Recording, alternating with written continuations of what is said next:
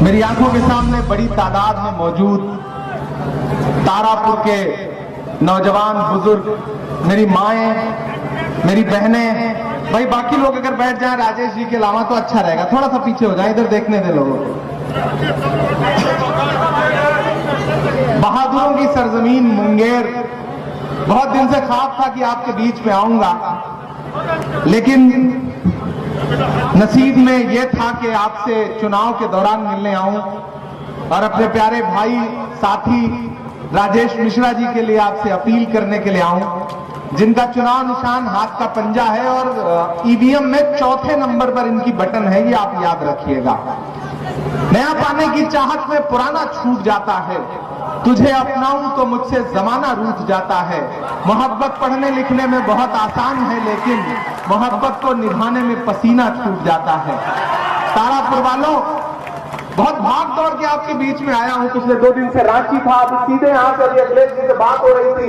Helicopter वाला कह रहा है जल्दी चलिए क्योंकि सनसेट के बाद लैंडिंग में प्रॉब्लम आएगी। मेरी 5:40 पर फ्लाइट है, मुझे हैदराबाद निकलना है महाराष्ट्र बाई इलेक्शन में। लेकिन आपने आवाज दी थी तो मैंने ये सोचा कि आपके बीच में जाना ही पड़ेगा। और मेरा जो माइनॉरिटी डिपार्टमेंट है, उस माइनॉरिटी डिपार्टमेंट ने मिन्नत ने सबने बहुत ज्यादा दबाव डाला कि हर कीमत पे पहुंचना है, तो मैं आपके बीच में हाजिर हूं। बस मैं आपसे ये कहने आया हूं कि पिछले दिनों जब मैं बिहार चुनाव में घूम रहा था तो मंजर कुछ और था, आज मंजर कुछ और है, आज बदला हुआ मंजर है। लेकिन इस मंजर के बीच में भी आपसे ये कहना चाहता हूं कि आसमां जलती जमीन पर नहीं आने वाला, आसमां जलती जमीन पर नहीं आने वाला, अब कोई और पैगंबर नहीं आने वाला।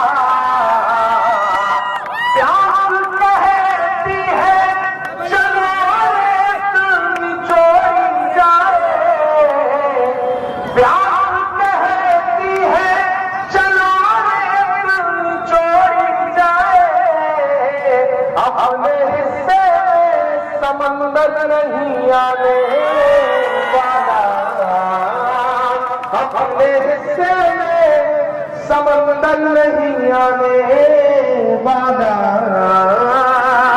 मेरी आंखों के सामने बड़ी तादाद में अक़लियत के लोग बैठे हैं। मैं आपसे 2-3 बहुत अहम बातें करने के लिए यहां आया हूं। पिछले 30 साल से आपके ऊपर जो ठप्पा लगा हुआ है, जिसकी ठेकेदारी आपको दे दी गई है, आप समझ रहे हैं, मैं नाम नहीं लूं, मैंने आप जान जाएंगे कि मैं आरजेडी की बात कर रहा हूं।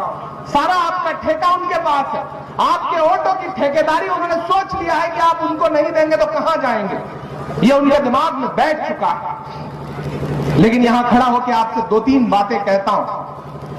जब जब आपके अहम मुद्दों की बात आई है तो नजर उठा के देखना, तारीख के पुराने पन्ने पलट लेना, अपनी डायरी के पुराने पल्ले पलट लेना, अपने जहन पलट लेना, तो आप ये पाओगे कि जब जब आपके अहम मुद्दे आए हैं तब आपको कहीं नजर नहीं आए। मैं गवाह हूं इस बात का, जब आपके इसी सूबे के एक सांसद जो जेल में हुआ करते थे, जिन्हें कोरोना के दौरान सरकारी साजिशों से मार दिया गया, मैं नाम नहीं लूंगा, नहीं आप जान जाएंगे कि मैं शहाबुद्दीन की बात कर रहा हूं, मरहूम शहाबुद्दीन की। तो मुझे वो लम्हा भी याद है कि जब पूरा बिहार चाहता था कि कम से कम आखिरी वक्त में टूटती हुई सांसों के बीच में आरजेडी के नेता जाकर के अस्पताल में उनके साथ खड़े हो जाएं, मुझे ये कहते हुए हैरत हो रही है और शर्म भी आ रही है कि उस दिन दिल्ली में मौजूद थे सारे नेता। मुझे जब बताया गया कि ऐसा ऐसा मसला है, मैं कभी जिंदगी में मिला नहीं था उस शख्स से, लेकिन वो पहला वाहिद आदमी हूं जो कोरोना के बीच में अस्पताल में जाकर के उनके आखिरी वक्त में भी इमरान प्रताप गढ़ी खड़ा था। और ये मेरे हाथ इस बात की गवाही देते हैं कि मैंने अपने इन्हीं हाथों से उनके जनाजे को कब्र में उतारा था। ये मेरे हाथ इस बात की गवाही दे रहे हैं। मैं उस वक्त इंतजार कर रहा था, मैं पूरे कब्रिस्तान में नजरें घुमा के देख रहा था कि काश राजनीति का कोई नेता नजर आ जाए। कोई नजर नहीं आया। नजर आया हो तो बताओ। आप सारे लोग फेसबुक चलाते हो, सोशल मीडिया पे रहते हो, व्हाट्सएप चलाते हो, कोई नजर आया हो तो बताओ। नहीं नजर आया। अरे जिनके बदौलत कई कई दशक वोट बटोरते रहे, जब वो उनके नहीं हुए तो तुम्हारे क्या होंगे? ये बात तुम्हें समझने की जरूरत है। ये आपको छोटे छोटे फायदे दे सकते हैं। मोटरसाइकिल थाने में पकड़ ली जाए तो शायद छुड़वा दें, लेकिन जब बड़े मुद्दों की बात आएगी तो सिर्फ कांग्रेस खड़ी मिलेगी। 2 दिन पहले भारत पाकिस्तान का मैच था। खेल में हार जीत होती रहती है, कोई जीता कोई हारा, ये चलता रहता है। लेकिन जब भारतीय जनता पार्टी के पेट ट्रोलरों ने मोहम्मद शमी को निशाना बनाना शुरू किया तो पूरे मुल्क में सिर्फ एक आवाज उठी, बिहार वालों बताओ, तेजस्वी अगर खड़े हुए हो मोहम्मद शमी की हिमायत में तो बताओ। नहीं खड़े हुए। कौन खड़ा हुआ? सिर्फ राहुल गांधी खड़े हुए। राहुल गांधी ने आवाज बुलंद की। लोग मुझसे कहते हैं इमरान आप तो शायर हैं, आप कैसे कांग्रेस के साथ चले गए? तब मैं उनसे कहता हूं मुझे देश के साथ खड़ा होना है, इसलिए मैं कांग्रेस के साथ खड़ा हुआ हूं।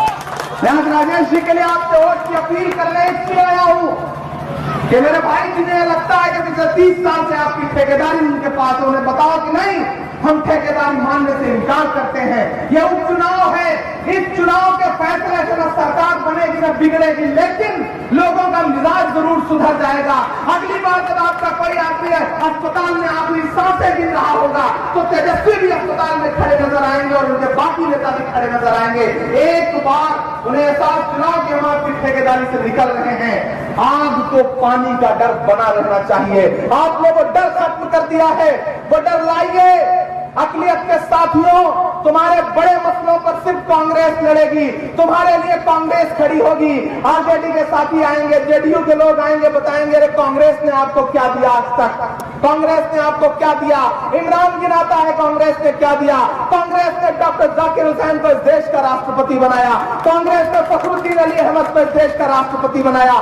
कांग्रेस ने मौलाना आजाद साहब को इस देश का पहला शिक्षा मंत्री बनाया। कांग्रेस ने रफी अहमद किदवई को इस देश का कृषि मंत्री बनाया।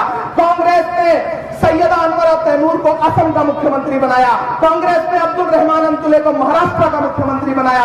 कांग्रेस ने बरकतुल्लाह को राजस्थान का मुख्यमंत्री बनाया। और जब मौका मिला तो इसी कांग्रेस ने, इसी बिहार में अब्दुल गफूर को आपके सूबे का मुख्यमंत्री